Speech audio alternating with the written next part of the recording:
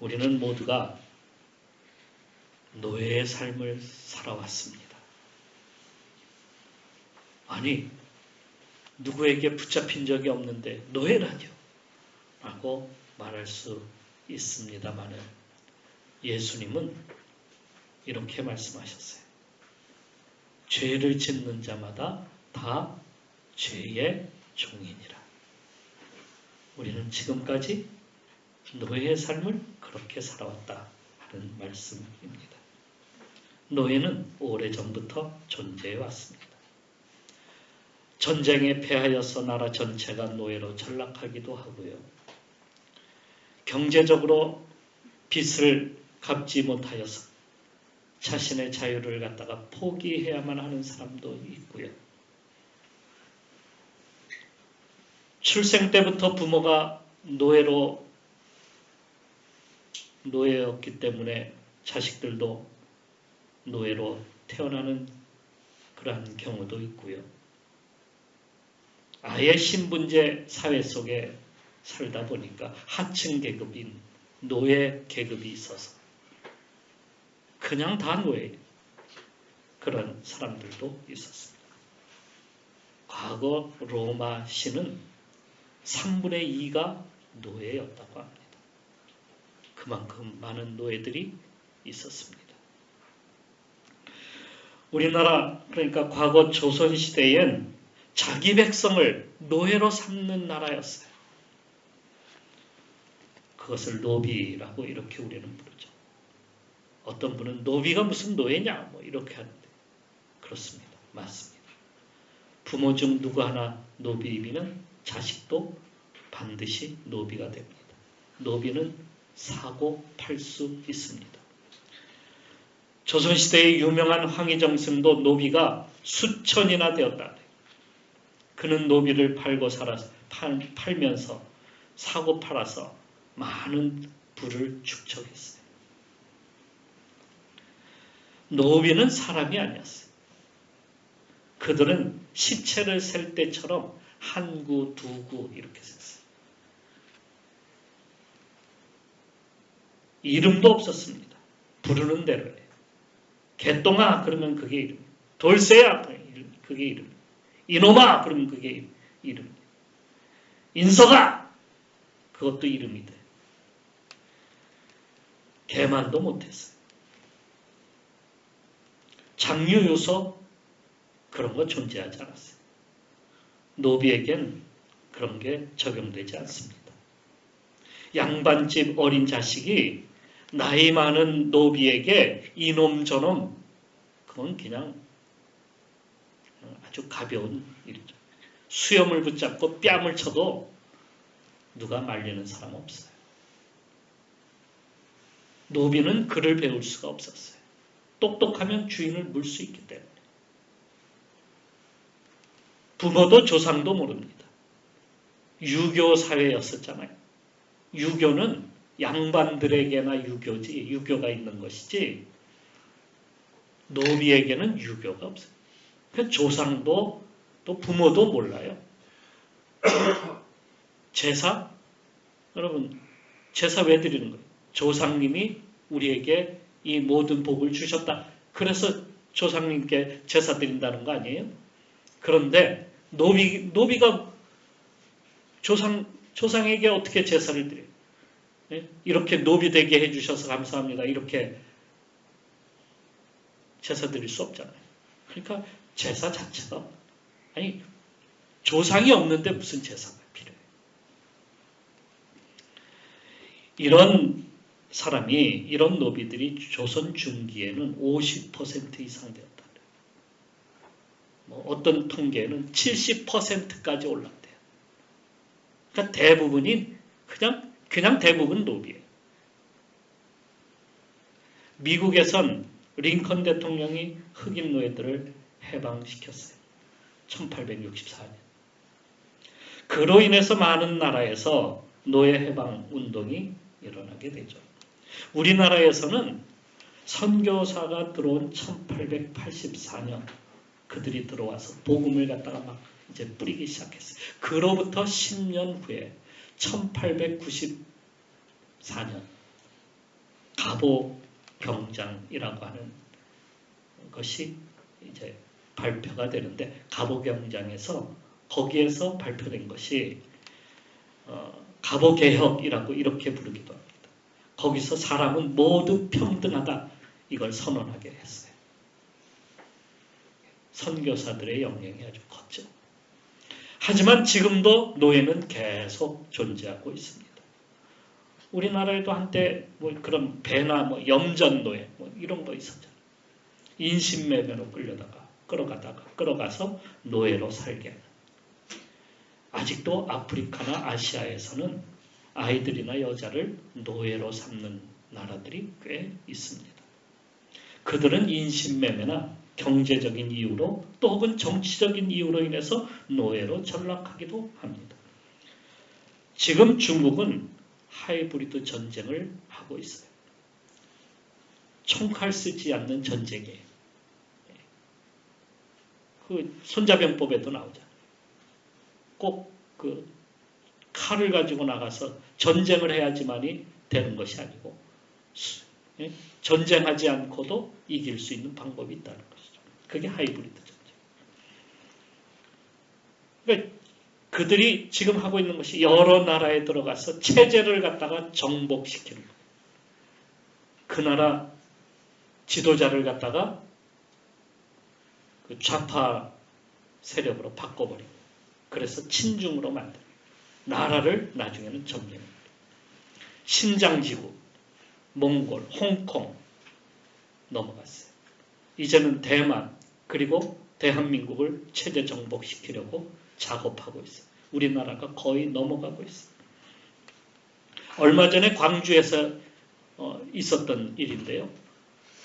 시청에 태극기가 걸려져 있는데 그 옆에 공산당, 중국 공산당 5성기가 걸려져 있어요.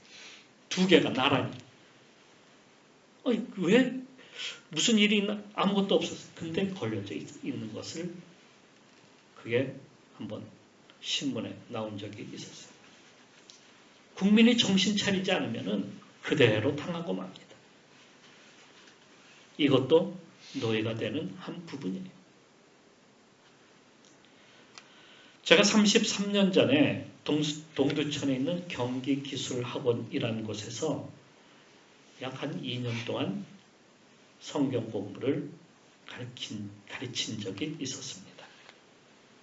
거긴 소년원 같은 곳이에요. 동두천이나 파주 등지에서 일하다가 잡혀온 미성년 여성들을 그 시설에 가두고 교육을 시키는 곳입니다. 그들 중에는 많은 그 여성, 젊은 청소년들이 시골에 살다가 도시에 가서 돈 좀 벌어야 되겠다. 올라왔는데 갈 곳이 없는데 어떤 남자가 와서 이렇게 해요. 잘 곳도 주고 먹을 것도 주고 돈도 주겠다. 그래서 유혹에 빠져서 쫓아갔다가 그냥 팔려가는 거예요. 인신매매 당한 거죠. 그들은 포주들이 매긴 돈 액수를 채우지 못하면 그곳에서 나가지 못해요. 포주가 그 사람들로부터 돈을 주고 사는데 그게 빚이야, 그 사람들에게. 그걸 갚지 못하면 거기서 나가지 못해요. 거기다가 그들을 감시하는 사람들을 한 명씩 붙이는데 그걸 무엇이라고 하면 기둥서방이라고 이렇게 불러요. 이들이 감시하고 관리합니다. 그러니까 도망갈 수 없게 만드는 거예요. 그런데 거기서 그 빚만 갚는 것이 아니라 자기들이 먹고 자고 쓰는 것, 그게 빚으로 올라가기 시작하는 거예요. 그러니까 천문학적인 빚이 계속되는 거예요. 빚을 갚을 수 없는 상태가 되는 거예요. 그러다가 나이 들면 한 20살 정도 되면 팔아버려요. 쓸모없다고 해서 이제 팔아버려요. 다른 곳에. 그나마 붙잡혀서 이 기술학원에 들어온 아이들은 그래도 나은 상태입니다. 2년 후에는 다시 집으로 돌아갈 수 있기 때문에. 하지만 집으로 돌아갈 수 있는 사람들이 얼마나 될까? 누가 반겨줄까? 그래서 다시 누구에게로 돌아가냐면 포주에게로, 전에 있었던 그 포주에게로 다시 돌아가는 거예요. 다시 노예의 삶으로 다시 돌아가는 거예요. 이것을 잘 보여주는 말씀이 호세아서입니다. 하나님께서 호세아에게 주신 말씀은 음란한 여인 고멜, 곧 몸을 파는 여인을 데려다가 결혼하라, 아내로 맞이하라 하셨습니다. 이는 이스라엘 전체가 하나님을 버리고 음란의 신 바알에게 빠져서 살아가고 있었기 때문에 돌아오라, 그들을 데려오라 하시는 말씀이에요. 하지만 그 고멜에게는 포주가 있었고 기둥소방도 있었습니다. 처음엔 결혼해서 아이를 낳고 잘 사는 듯 했는데 그녀는 예전 삶이 다시 그리워지기 시작했어요. 아, 이게 재미가 없어. 이쪽 이렇게 따분해. 예? 선지자와 살다 보니까 너무 이게 자꾸 거룩만 강조하고 기도하자고 하고 예배하자고 하니까 너무 따분해. 그래서 예전 삶이 그리워지기 시작. 거기 삶은 쾌락적이고 자기 자신에게 즐거움을 가져다 준다라고 생각하는 거예요. 그래서 결혼 생활은 오래가지 못하고 깨져버리고 말았습니다. 그녀는 기둥서방을 따라가고 말았어요. 그런데 얼마 후에 들려오는 소식은 그녀의 삶은 망가져가고 있었고 포주는 그녀를 다른 곳에 팔아버렸다는 것입니다.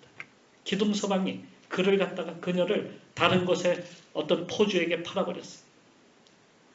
그녀는 부채를 갚지 않으면 영원히 그곳에서 나올 수 없는 상태가 되어버리고 말았어요. 그때 비로소 남편의 소중함을 그녀가 깨닫기 시작을 합니다. 하나님은 다시 호세에게 빚을 갚아주고 그녀를 데려오라 하였습니다. 성경에 이렇게 쓰고 있습니다. 내가 은 15개와 보리 한 호멜 반으로 나를 위하여 그를 사고 그에게 이르기를 너는 많은 날 동안 나와 함께 지내고 음행하지 말며 다른 남자를 따르지 말라. 나도 내게 그리하리라. 이렇게 호세아서 3장 2절 3절에 이렇게 쓰고 있습니다. 호세아는 그녀를 다시 사랑하기 시작했어요. 그녀의 가정은 다시 회복이 되기 시작을 합니다. 하나님께 돌아오면 회복시켜 주신다는 거예요. 하나님께 돌아오면 다시 전처럼 그와 같이 낳게 해주신다는 그런 말씀입니다. 그런데 그것만이 노예일까요? 처음에 말씀드렸듯이 예수님은 죄를 짓는 자마다 죄의 노예가 된다 이렇게 말씀해 주셨어요. 죄의 종이 된다는 거예요. 진실로 진실로 너희에게 이르노니 죄를 범하는 자마다 죄의 종이라. 우리는 이미 죄의 종으로 살아왔고 또 죄의 종 노예로 살다가 죽을 수밖에 없는 운명에 처해져 있었다는 사실입니다. 죄를 짓는 이유는 어디에 있을까요? 우리 속에 탐욕 때문에, 더 나은 것을 쫓아가고자 하는 그 욕심 때문에 그렇게 해서 우리가 죄를 짓는 것이고 죄를 짓다 보면 우리도 죄의 노예가 되고 마는 것입니다. 제가 운동 중에 테니스를 꽤 좋아해요. 그래도 일주일에 2번 정도밖에 못 나가요. 많이 나갈 때는 한 3번 정도 나갈 때도 있는데 요즘은 2번 정도에는 나갈 수가 없어요. 그런데 매일 나가는 분도 있어요. 제가 아는 분은 매일 새벽마다 일어나서 교회 가는 것이 아니라 테니스장에 가서 출근 도장을 꽉 집어요.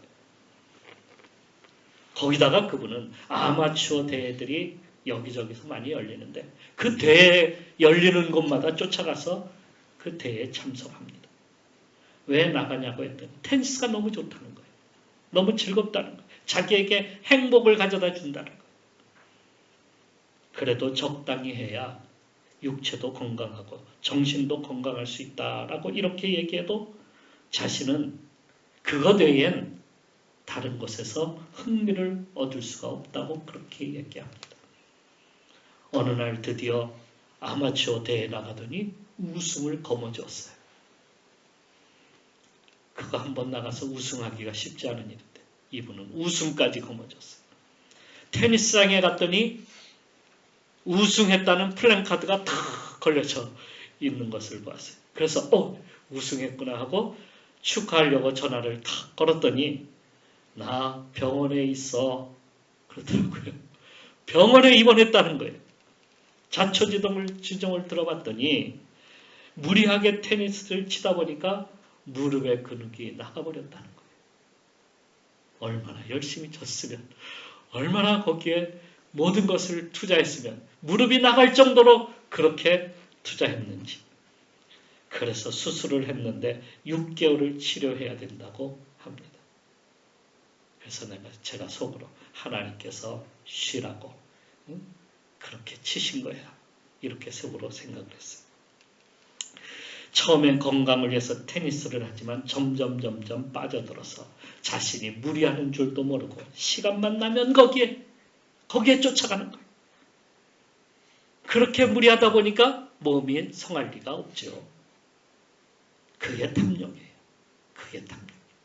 더 갖고 싶고, 더 하고 싶고, 더 먹고 싶고, 더 높아지고 싶고. 그러다 보면 자신도 모르는 사이에 노예로 살고 만다는 사실이에요. 자기도 몰라. 노예로 사는지도 몰라. 그래서 바리새인들이 예수님께 아니 우리는 노예로 산 적이 없는데 우리가 누구의 종이 되었단 말이냐.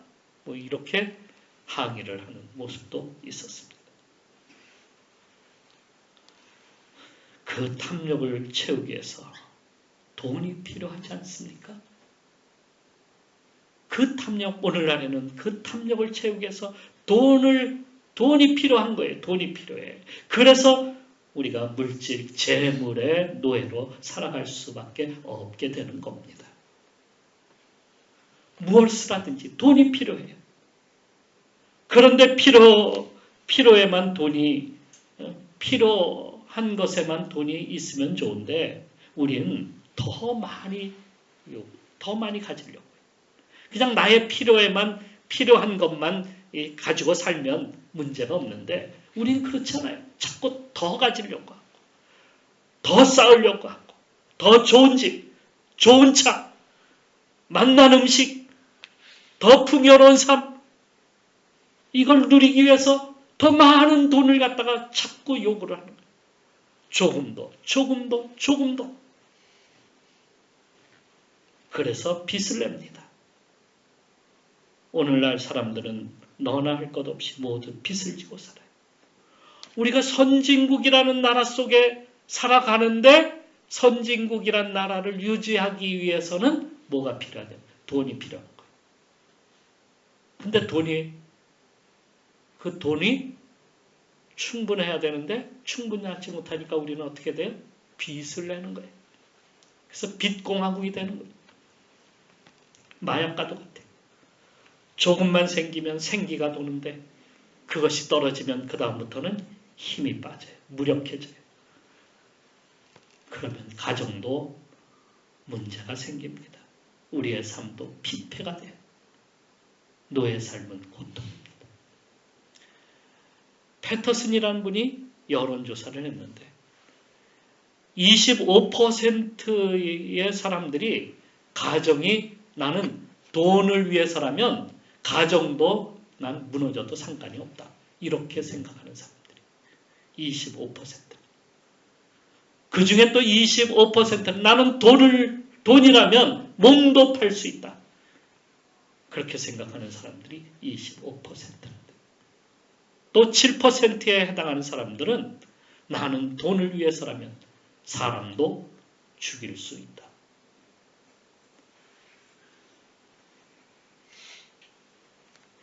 이렇게 사람들이 생각한다. 선진국의 풍요를 누리기 위해서 부채를 안고 살아야 되는 우리. 그 부채가 지금 천문학적 수치에 달하고 있습니다. 현재 우리 나라의 부채는 1,000조가 넘었어요. 아니, 어느 나라는 안보를 위해서 국방비로 1,000조를 쓴다는데 우리나라는 빚이 1,000조예요. 그런데도 국민 전체에게 또다시 25만 원씩 또 나눠주겠다고 어떤 정치인은 정신 빠진 소리를 하고 있어요. 우리를 공산노예로 만들기 위해서예요. 여러분 정신 차려야 됩니다. 고스란히 그 빚은 누구에게 넘어가요? 우리 다음 세대 젊은 사람들에게 다 넘어가요. 그걸 안고 또 살아야 돼요. 그러니까 다음 세대에도 물질의 노예, 이 부채의 노예로 살라는 그러한 뜻 아니겠습니까? 이건 우리 세대로 끝내야 돼요. 여기서 멈춰야 돼요. 달려가서는 안 돼요. 더 이상 노예의 삶을 살아서는 안 돼요. 그러니까 빨리 이 노예의 삶을 청산하고 진정한 자유를 우리가 누려야 된다는 말씀이에요. 죄의 노예로 살지 말고, 탐욕의 노예로 살지 말고, 빛의 노예로 살지 말고, 우리가 진정으로 자유를 얻어야 돼요. 자유를 얻는 비결은요, 성경에서 우리에게 알려주고 있어요. 빨리 주인을 바꿔야 됩니다. 주인을 바꿔야 돼요. 주님은 우리에게 두 주인을 섬길 수 없다 이렇게 말씀합니다. 우리가 양손에 꽉 쥐고 모든 걸 다 움켜쥘 수가 없어요. 하나를 놔야 돼요. 그래야 우리가 자유로울 수가 있어요. 한 사람이 두 주인을 섬기지 못할 것이니 혹 이를 미워하고 저를 사랑하거나 혹 이를 중히 여기고 저를 경히 여김이라. 너희가 하나님과 재물을 겸하여 섬기지 못하느니라.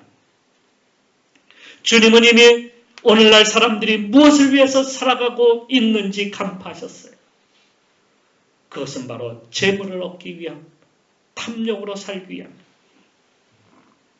단순히 얻는 정도가 아니라 더 얻기 위해서 목숨을 걸고 자기를 갖다 거기에 바치는 거예요. 죄의 노예로 사는 줄도 몰라요. 그래서 주님께서 너희는 먼저 그의 나라와 그 의를 구하라. 그리하면 이 모든 것을 너희에게 더하시리라. 이렇게 말씀해 주고 계십니다. 주님을 섬기면 주님께서 이미 모든 우리의 필요한 것을 알고 계셔서 그것을 채워주신다는 거예요. 그러니까 우리의 주인이 누구인지를 분명히 알아야 돼요. 그것을 주시는 분이 누구인지를 알아야 돼요. 우리의 창조주가 누구신지를 우리는 분명히 알고 살아가야 된다는 말씀입니다. 예수님은 요한복음 8장에서 진리를 알지니 진리가 너희를 자유롭게 하리라. 진리를 알아야 우리가 그것을 깨닫고 돌이킬 수 있습니다. 본문에서 바울은 그리스도께서 우리를 자유롭게 하려고 자유를 주셨으니 그러므로 굳건하게 서서 다시는 종의 멍에를 매지 말라. 이렇게 말씀하세요. 진리이신 예수 그리스도께서 우리를 자유롭게 해 주신다는 말씀이에요. 그걸 위해서 주님께서 십자가를 지신 것 아니겠습니까? 우리의 모든 부채를 주님께서 다 탕감시켜 주셨어요. 우리의 죄를 주님께서 다 짊어지셨어요. 그래서 그분 앞에 나가면 우리가 죄에서 해방을 받게 되고 노예의 삶에서 눌린 것에서 자유를 얻게 된다는 말씀이에요. 억압으로부터 자유롭게 되는 겁니다. 그래서 복음이 드러나는 곳마다 자유의 바람이 불어왔습니다. 종교개혁이 1517년 일어났어요. 카톨릭 교회로부터 유럽은 억압받고 있었습니다. 거기로부터 자유를 선포하는 것이 종교개혁이었습니다. 오직 말씀으로 주님께 돌아가자. 오직 은혜, 오직 믿음으로 이렇게 외쳤어요. 그런데 사람들은 아직도 부족하다고 그렇게 말을 합니다. 뭐가 부족해? 뭐가 부족해? 물질이 부족하지. 노예의 삶은 아직도 계속된다고 여겼어요. 자유를 더 갖고 싶었어요. 그래서 일으킨 운동이 무엇이냐면 프랑스 대혁명이에요. 자유운동인데 여기서 자유운동이라고 그들은 그렇게 불러요. 이는 하나님으로부터의 자유라는 말씀이에요. 종교로부터의 자유. 그러니까 종교에 억눌리고 노예로 살고 있었다는 그러한 말씀이에요. 하나님의 간섭으로부터 떠나고 싶었어요. 그래서 주일도 다 없애버렸어요. 처음엔. 그게 진정한 자유라고 그렇게 부르짖었던 거예요. 그런데 그 운동이 거기서 끝난 것이 아니라 지금까지 계속 이어지고 있는 거예요. 그게 바로 하이브리드전이라는 말씀이에요. 하나님이 없는 세상. 그리고 인간이 모든 자유를 다 주겠다고 약속하지만 그것은 우리를 공산화로 이끄는 방법, 길이고 사회주의로 이끌어가는 전체주의적 사고입니다. 이것이야말로 사탄의 계획이에요. 하지만 우리 인간은 창조하신 하나님을 떠나서는 살 수 없다는 사실을 우리는 알아야 합니다. 하나님과 우리 사이를 연결하는 그 기관이 있는데, 그곳이 우리에게 있는데, 그곳을 무엇이라고 그러냐면 영이라고, 영혼, 영이라고 이렇게 합니다. 그것을 우리 속에 주님이 두셨어요. 창세기 2장 7절에 여호와 하나님이 땅의 흙으로 사람을 지으시고 생기를 그 코에 불어 넣으시니 무엇을? 생기, 하나님의 영을 우리 속에 불어 넣으셨다. 그래서 사람이 생명이 된지라. 생명이 돼. 사람은 살아있는 영을 가지고 있는 존재입니다. 그런데도 인간은 사탄의 꼬임에 빠져서 자꾸 하나님을 떠나서 하나님처럼 되고 싶은 욕망을 자꾸 육체적으로 자꾸 갖는 거예요. 육체적 욕망이 자꾸 올라와서 이 하나님의 영이 일어나지 못하도록 자꾸 누르는 거예요. 그래서 인간의 삶에서 하나님을 지우고자 하고 하나님의 간섭으로부터 떠나고 싶어하는 것이 자꾸 인간의 그러한 욕심에서 나오는 길입니다. 하나님은 우리를 노예로 창조하지 않으셨어요. 노예였다면 이미 우리는 이 세상에 존재할 수 없어요. 왜? 거역한 노예를 누가 살려두겠어요? 그런데 하나님은 우리를 친구라 이렇게 부르시기도 했어요. 어느 때는 우리를 남편과 아내의 그러한 관계로 말씀하시기도 했어요. 지금은 우리를 아버지와 아들의 관계로, 자녀로 우리를 부르셨어요. 그런데 인간은 계속해서 자신들은 자유가 없다고 말합니다. 자유롭게 해주셨음에도 자유를 누리지 못하고 자꾸 노예로 전락하는, 사탄의 노예가 되고자 하는 그러한 삶을 우리는 찾고 살아가고 있는 거예요. 이것을 청산해야 됩니다. 이젠 자유를 갈망하고 주님께로 나와야 됩니다. 주님을 믿고 따르면 진정한 자유가 우리에게 펼쳐집니다. 주님이 다 우리에게 주셨으니까요. 주님을 바라봐야 돼요. 노예의 삶으로 다시 돌아가지 않으려면 우리가 성령을 따라 살아가야 합니다. 옛삶, 곧 예수 그리스도를 통해서 구원의 삶으로 나가기 전에 우리가 살았던 삶은 탐욕의 삶, 육체의 삶이었어요. 육체를 따라 살아가는 거예요. 육체만을 바라보고 사는 거예요. 그것은 이 세상이 원하는 대로 사는 것이고 세상을 기쁘게 하는 거예요. 죄의 노예로, 재물의 노예로 바알을 섬기면서 사는 삶이에요. 예수 그리스도를 믿는 것은 그것을 몰아내고 우리 속에 하나님 나라를 세우는 일입니다. 우리 힘으로 세우는 것이 아니에요. 하나님께서 성령을 통해서 우리 속에 세워주십니다. 우리 속에 하나님 나라를 세우는 거예요. 그래서 성령을 따라 살면 거기에 육체의 열매가 아닌 성령의 열매가 맺혀지게 되는 겁니다. 내가 이루노니 너희는 성령을 따라 행하라. 그리하면 육체의 욕심을 이루지 아니하리라. 누구를 따라 살으라고요?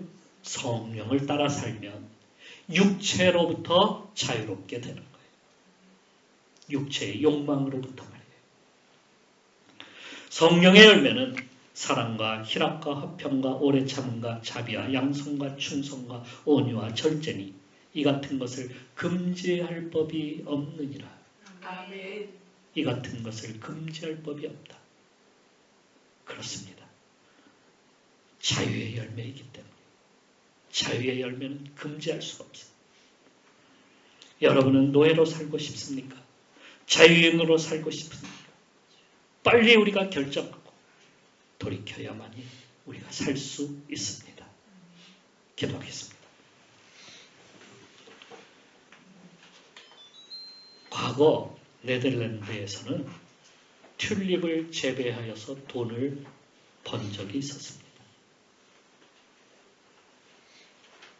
새로운 계량종, 그러니까 돌연변이가 나오면 이게 특이하니까 이거에 대한 가격이 어마어마해서 이것을 갖다가 갖기 위한 투기의 열풍이 막 탐욕이 엄청나게 생긴 거예요. 그러니까 사람들의 탐욕은 끝이 없었어요. 튤립 한 송이에 50만 달러가 할 정도였다 그래요. 아니, 그거보다 점점 더 올라가지고 수백만 달러 정도까지 올랐던 것으로 보입니다. 사람들은 막 너도 나도 이것을 사기 위해서 모여들기 시작했어요. 유럽 전체가 이 튤립 하나 때문에 막 엄청난 광풍에 시달렸어요. 사람들은 그걸 사기 위해서 집을 팔고 또 연끌에다가 전재산을 거기에다 투자하고 심지어는 자기 몸까지 팔아 그것을 사고자 했습니다. 일도 간두고 거기에 매달렸어요. 완전히 노예가 된 겁니다. 정말이지 광풍이었어요. 그러더니 그렇게 올랐던 튤립 가격이 그 거품이 하루아침에 꺼지더니 똥값이 되버리고 말았어요. 튤립이 뭐가 그렇게 대단했겠습니까? 모두가 빚더미에 나앉고 말았고 말 그대로 폭망을 하고 말았습니다. 탐욕의 결과는, 욕심의 결과는 이런 거예요. 노예의 결과는 이런 겁니다. 이 악한 죄의 노예에서 벗어나기 위해서 우린 주님께 돌이키고 성령을 따라 살아야 합니다. 이 시간 주여 우리를 건져 주옵소서. 이 죄악의 세상에서 이 노예의 삶에서 우리를 건져 주셔서 자유를 얻게 하여 주옵소서. 진정한 주님께서 주시는 참 자유를 우리가 누리게 하여 주옵소서. 그러기 위해서는 주님께 돌이켜야 되겠습니다. 성령을 따라 살아야 되겠습니다. 아버지여, 그렇게 주님을 따라 살게 하여 주옵소서. 이 시간 우리 기도하며 나가도록 하겠습니다.